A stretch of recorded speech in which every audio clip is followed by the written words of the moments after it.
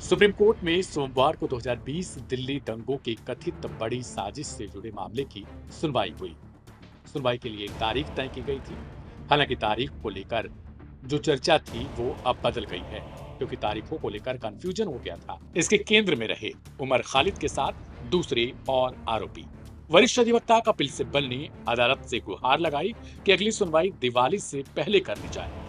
उनका तर्क था कि मामले को लगातार टालने से आरोपी न केवल जेल भुगत रहे हैं, बल्कि उनके संवैधानिक अधिकारों का भी हनन हो रहा है। गौरतलब है कि इस मामले में उमर खालिद, शर्जील इमाम, गुलफिशा फातिमा और मिरान हैदर समेत कई आरोपियों ने जमानत याचिकाएं दाखिल कर रखी हैं। सिब्बल ने कोर्ट को याद दिलाया कि आरोपी पिछले 5 सालों से न्याय की प्रतीक्षा कर रहे हैं और यह देरी न्यायिक प्रक्रिया की मूल भावना के खिलाफ है। उन्होंने कहा कि संविधान प्रत्येक व्यक्ति को सुनवाई का अधिकार देता है और अदालत को इस पर गंभीरता से विचार करना चाहिए। इस दलील पर सुप्रीम कोर्ट की 2 जजों की बेंच, जस्टिस अरविंद कुमार और जस्टिस एनवी अंजारिया ने संज्ञान लिया और दिल्ली पुलिस को नोटिस जारी कर दिया। अदालत ने पुलिस से अपना पक्ष रखने को कहा और अगली सुनवाई की तारीख भी 27 अक्टूबर तय कर दी। इससे पहले तारीख को लेकर चर्चा थी कि 7 अक्टूबर, लेकिन ये एक कंफ्यूजन था। यानी फिलहाल दिवाली से पहले सुनवाई की मांग को लेकर अदालत ने कोई स्पष्ट आदेश नहीं दिया, लेकिन मामले की गंभीरता को देखते हुए पुलिस से जवाब तलब करना अपने आप में महत्वपूर्ण हो जाता है। कपिल सिब्बल ने कोर्ट में क्या कहा? उन्होंने कहा, दिवाली से पहले सुनवाई कर ली जाए। मेरे मुवक्किल और अन्य आरोपी 5 साल से जेल में बंद हैं। हर बार सुनवाई टल जाने से न्याय में देरी हो रही है। अब जरा इस केस के इतिहास को समझ लीजिए।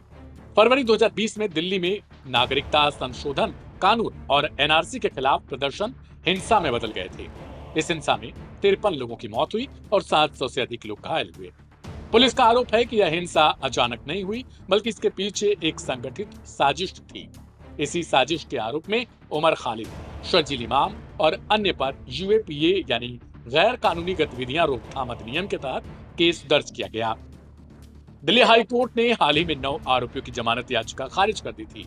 इसमें उमर खालिद और शर्जील इमाम भी शामिल थे। हाई कोर्ट ने अपने आदेश में साफ किया कि लोकतंत्र में शांतिपूर्ण प्रदर्शन का अधिकार है, लेकिन यह हिंसा का रूप नहीं ले सकता। अदालत ने स्पष्ट कहा कि अनुच्छेद 19(1)(a) के तहत नागरिकों को बोलने और शांतिपूर्ण विरोध का अधिकार जरूर है, मगर यह अधिकार पूर्ण रूप से असीमित नहीं है। अगर विरोध की आड़ में हिंसा फैलने लगे तो यह संविधान और कानून व्यवस्था दोनों के लिए घातक है। यही वजह है कि हाई कोर्ट ने जमानत याचिकाओं को खारिज कर दिया। अब सारी उम्मीदें सुप्रीम कोर्ट की सुनवाई पर टिकी हैं। कपिल सिब्बल ने जो दलील दी वह सिर्फ उनके मुवक्किलों के लिए नहीं, बल्कि उन सभी के लिए है जो लंबे समय से ट्रायल का इंतजार कर रहे हैं। उनका कहना था कि 5 साल जेल में रहना किसी भी आरोपी के मौलिक अधिकारों का सीधा उल्लंघन है। ऐसे में अब 27 अक्टूबर को देखने को मिलेगा कि आखिर मामले में क्या फैसला आता है।